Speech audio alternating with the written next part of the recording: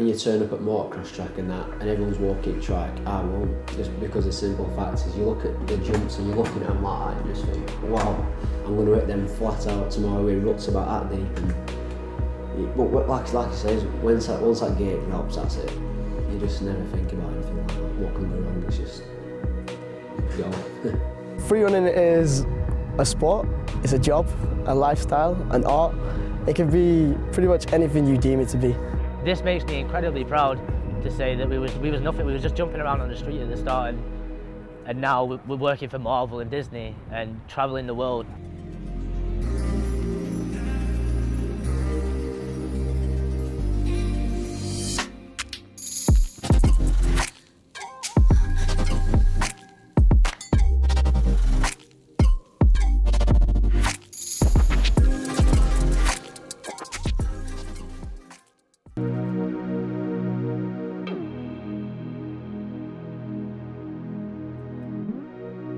My name is Brandon Sharples, I'm 19 years old and I'm from Accrington in Lancashire.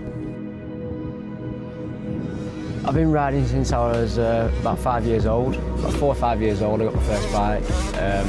Started riding a PW50, Yamaha PW50. Just riding on the field really till it goes dark at night to school.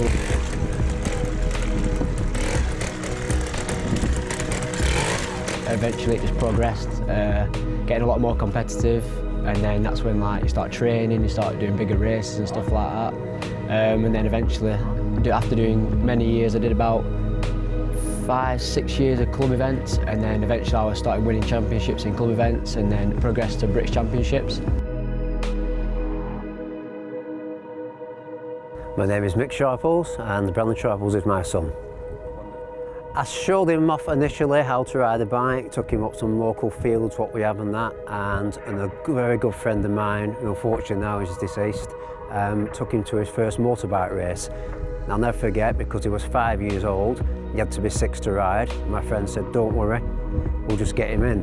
And there was a line of about 20 or 30 50cc motorbikes, and there was a head, and a head there, and then back up again. And he stuck him on the line and he went out to do his first motocross race at Gorstang.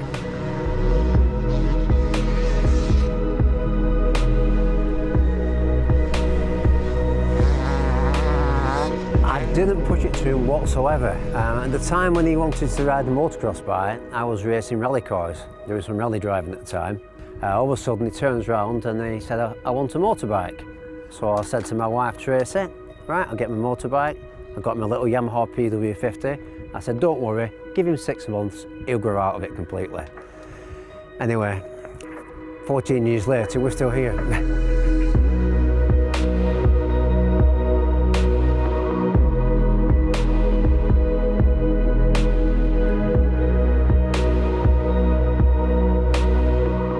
He's done really well. I think he's done well for himself. I think he's surprised himself sometimes with what he's done.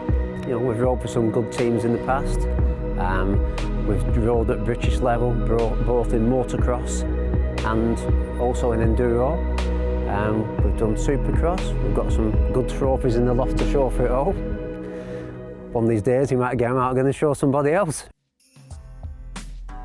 This one here, this is the Vale MHC, which is like the club event championship from round here. That were like the thing back in the day. Yeah, obviously 2010, so 10-year-old on a 65, I won that. That was my first ever season on the 65 as well, and I won that championship. And then year before that on the auto, I won the 2009 championship as well. So I jumped from auto to 65, and the first year won the championship. And then this one here, this is the most recent one. This is Dean Moore up in Cumbria. That were a good event. That all the sponsors turned up. Triple D Motorsport, they all turned up, and yeah, I won that. That's a 2.5 hour enduro. So that were an enduro one, and I was in second for flat most of the race, and then just pulled out the bag really the last half an hour. Just carried on and took the win. So that were a good one.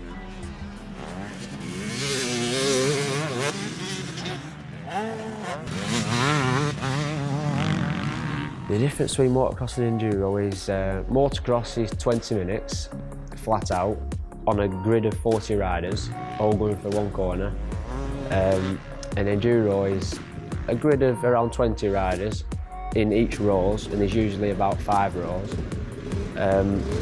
and it's usually about a 2.5 hour race with one pit stop at about 1 hour and 15.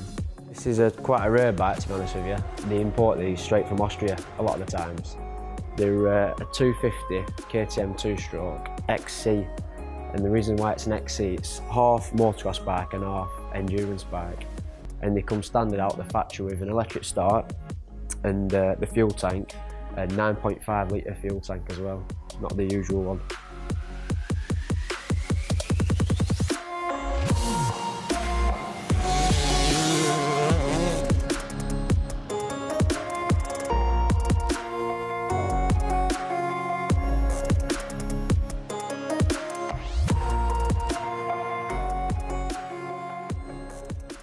We work as mechanics in Accrington, and that's where we are today, sat in my workshop.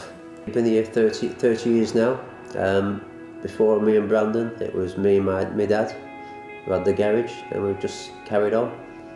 And now it's me and him.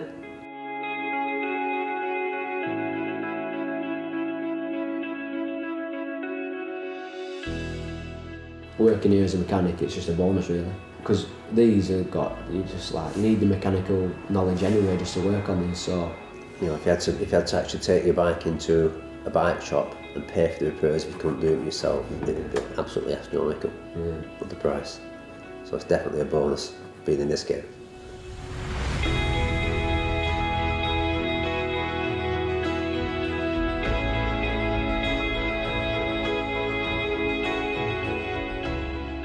I've done it before where I got a different job, and it was just like time consuming. I mean, riding these is like a job in itself, so working here, my dad really laid back, and I can wash my bike in work time, go to gym sometimes in work time, and ride on a Wednesdays in summer, so.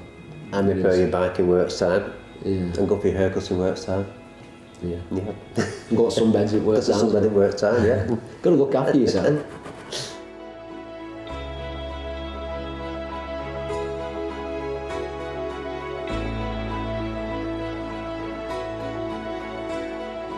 Come on one day and you said, I want a motorbike. And I said, what do you want out of a motorbike? I said, you can't even ride your pedal bike without stabilisers. So I came home from work and my wife said to me, you want to see what he's done? I said, what's that? I took a stabiliser off your bike. Riding a pedal bike around the little front at home, just riding around and say, look Dad, see I can't do it. And so I had to buy my motorbike. I'll tell you what, I used to sit there when he come home from work, all geared up, ready to go, and we'd go to the playing field straight after work, didn't we? Yeah, I'd come home from work in my van. And then straight to the football field, I'd be waiting for him, and I'd be riding till it went dark. I'm a 14-year-old, and I was like getting top threes in expert, which is like pretty good at like 14-year-old. And I broke my wrist, and then that's it. And it just knocked me back, my confidence and everything really. And it took about a good 2 years to get my confidence back, riding properly and everything. So yeah. I was gutted for him really, because he just got to that level where he was riding with top riders in the enduro scene and getting in the top 3. You know, this is against some people which they're not like us every day. While we're here putting a clutch in the Ford Focus, they're tested in Spain. So, you know, at the time, I was upset for him really. He didn't knock it back because it was quite a bad break. My gran was always telling me, be careful on them bikes, bro. And then when I've broke my wrist or something like that, and I've come back with a cast on or something like that, they're like, see what you're doing for, you're gonna quit now, you're gonna quit. And every time he answers just no, never. I suppose you just get used to it. You know the dangers. You know when you get on that bike behind that start gate. You know what you let yourself in for. You know, as soon as that gate drops though, you forget all about it. Like when you turn up at motocross track and that, and everyone's walking track, I won't. Just because the simple fact is, you look at the jumps and you're looking at them like that and you just think, wow, I'm going to hit them flat out tomorrow in ruts about that deep. And once that gate drops, that's it. You just never think about anything like that. What can go wrong? It's just go.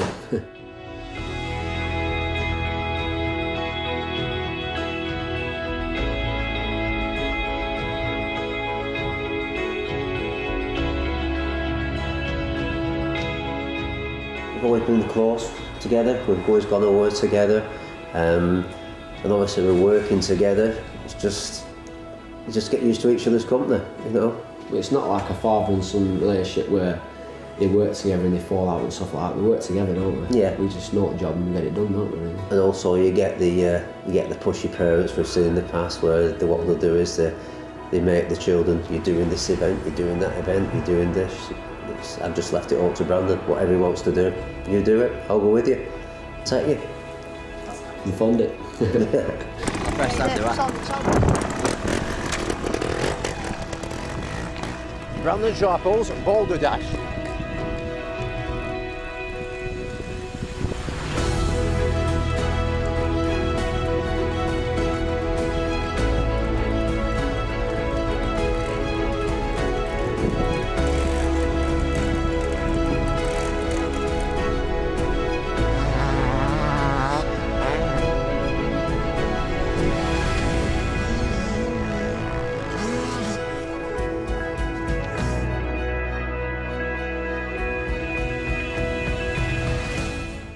Free running is a sport, it's a job, a lifestyle, an art.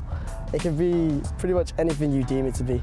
This makes me incredibly proud to say that we was nothing. We were just jumping around on the street at the start, and now we're working for Marvel and Disney and travelling the world. We're still shocked about how much clothing we sell. We're still shocked about how many people want to become part of our academy. So it's still a little bit of a shock to us, yeah.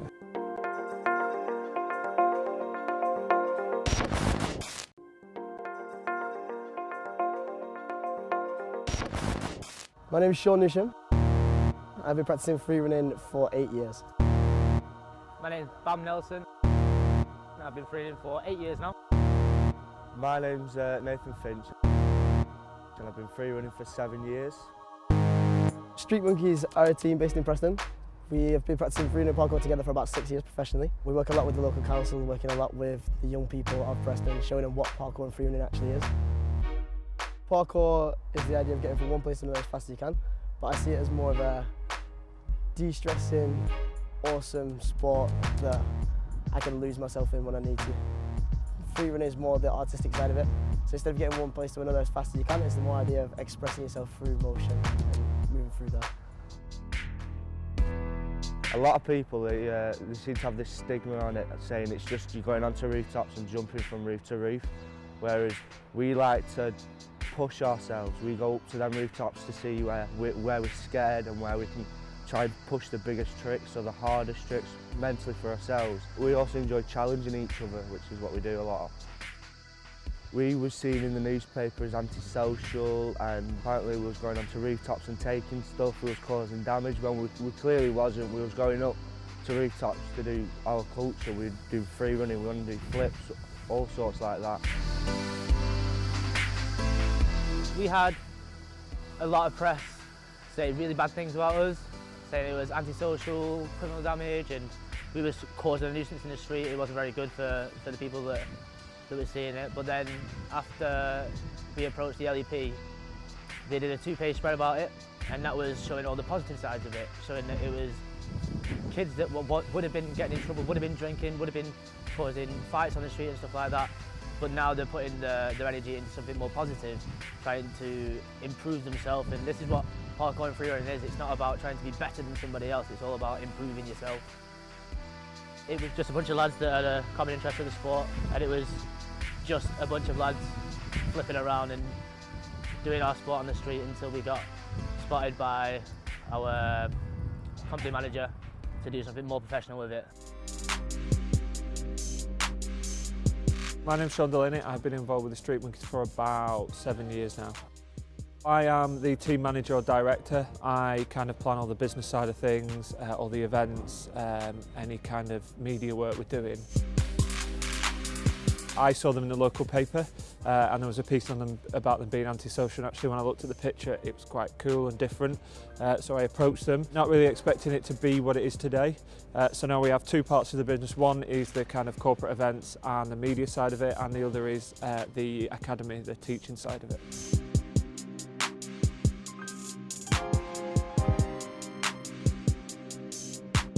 We met originally where the boys started down at the Peace Gardens. When I first saw them, I had a friend who had his own little business, and we said we'll get him some hoodies and stuff. And I said, well, do you have a brand? And they did, and we put it on a hoodie. All they were originally was just like the Street Monkeys. It was a name, and it was a group of great lads doing what they do and what they loved. And now it's become, you know, a bigger thing, a brand that we sell crazy amounts of clothing of.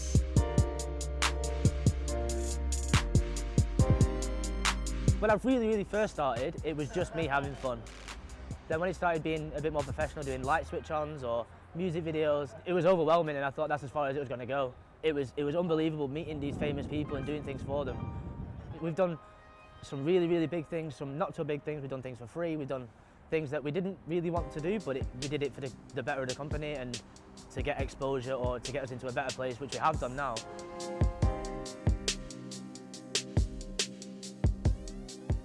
First kind of big job was a Lethal Bizzle video, and it was absolutely crazy, listening to the same song for 16 hours solid. But it was fun. It was a different atmosphere. The lads were looked after. You know, it was just a really good experience for them. We've done stuff for BMW. We've done stuff for Sony Music, Virgin AMI. We've done music videos with those guys. We have done Ford, Arnold Clark. We've done some really cool stuff over the years. More recently, we have been involved with Marvel, so we've got two of the lads doing the stunt work for Marvel, which is great for us. It's kind of taken us that next step up. But it's what the boys really enjoy doing. It's what they kind of want to do more of. So everywhere we went, people were saying, where did you learn, or where can my son learn, or where can my daughter learn? And actually that was kind of where we saw it going. We approached Energy when they were opening to do a video for them, to do the launch of the trampoline park. Very quickly they were like, does some of your lads want a job, you know, can we link in with you? So I went on board with them to do the health and safety. And then about a year ago, we introduced our coaching area into there. So we developed that, and that's where Monday to Thursday our lessons take place. We have our main team, which is just the Street Monkeys, and then we also have our academy team, which we use as more towards our business side, which we take to events. We also teach the academy team. We bring them up from pretty much nothing to where they are now. We get a lot of kids who are already massively talented and stuff that we also develop. Basically, we teach kids from the age of 5 up to the age of, I think our oldest students maybe 40 on, and that is our sustainable income as such. In the same sense as we are branching out the knowledge of freerunning and parkour, but that is there so we can keep developing our business side and keep ourselves pushing so we can take what we do to the next level. For the individual athletes, we're doing a lot of stunt work, working closely with Marvel and Disney at the minute, which is amazing. A lot of the boys are working towards the British Stunt Register as well. Yeah, so that's where I'm going to end up, I hope. I've already been out in France for 6 months, working at Disneyland Paris, which is amazing. Did I ever think it was going to go this far? Not at all. Did I think I was ever going to do what every little boy dreams of doing, and being Spider-Man and creating dreams for all these kids watching me on stage? And I'd never thought I'd do it, but that's the reason why I do it. When I see them little faces just light up, or look, Dad, he pointed at me, and it just makes it all worth it. As a team, we train every day, but myself, I've got another full-time job, I've got a child as well. My daughter's got no fear, and she's crazy, and she's super strong and super clever, and she's always monkeying around on the couch. She's fearless. She loves being thrown onto the couch, and she loves jumping around with me and watching me do all my flips and stuff. She's like a little part of me that's going to grow up and do as many sports or as little sports as she wants. She's intelligent, so she could be on that side of life. But I'd love for her to try and do what I do. Or if not, I'd try and pursue her doing ballet or dance or something expressive to help me as much as I want it to help her. My mum's always telling me how proud she is of me. They're proud about the kids that I teach, because my mum just sees the videos and stuff that people have uploaded saying, look at what my daughter can do. And it's come from this person, which is me, the coach, and these little kids flipping about. And she loves the fact that I can push children to be able to do that. I enjoy the teaching because I do that quite a lot, and well, when we do start to branch out, I am hoping to be quite high up on the coaches list and stuff like that. I enjoy my coaching, I enjoy my students. It feels really good when you're doing it, and that's what I enjoy. I get questions like, how long can you do it for? How long will your body let you do it for? But There's athletes out there that are 35, 40 and they're still going, doing stunt work in films, and I think having the abilities I've got, it'd be a waste not to do it. I've had small injuries, twisted ankles, I jarred a nerve in my neck. I've never been in a cast. I did break my leg in 3 places and I didn't know about it until I think a year later. I went to get the same leg x-rayed for an injury and they said I hadn't broke it this time, but we can see where you broke it in 3 places. And I said, no, you must be mistaken. I've never had that leg in a cast. And he said, well, we're not mistaken. You must have just recovered. Surprisingly, with freerunning parkour, it's not as dangerous as people make out. The only time you or your teammates do get hurt is if you're training something stupid, or if something you can't change changes. So like say the weather, say if the equipment you're using is faulty, or say something like this. Injuries do happen, accidents always happen, but again, there's so much less than in competitive sports, say football, say MMA, where it's where you're trying to almost get ahead of your opposition. Whereas in this, you're only trying to get ahead of yourself. You're only trying to be better than you was yesterday. So if you're training safely, obviously, again, accidents happen, but if you're training safely, it shouldn't happen as often as people would think. I have had injuries in the past. I think I say favourite, but I say the most awkward one for me was when I dislocated my elbow.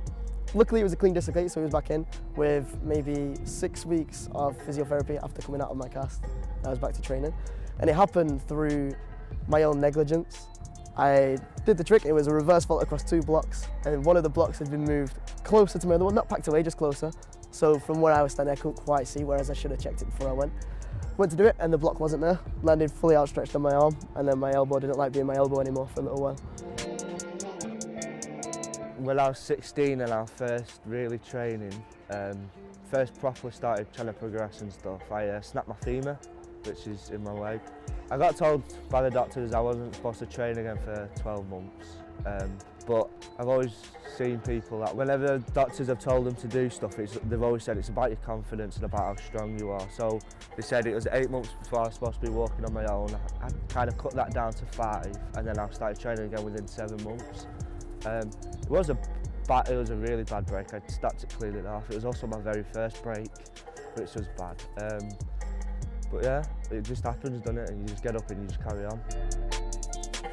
This makes me incredibly proud to say that we was nothing. We were just jumping around on the street at the start, and now we're working for Marvel and Disney. But it'd make me more proud, and I'm going to be more proud when I see the students that I taught passing the knowledge on, because that's what it's all about.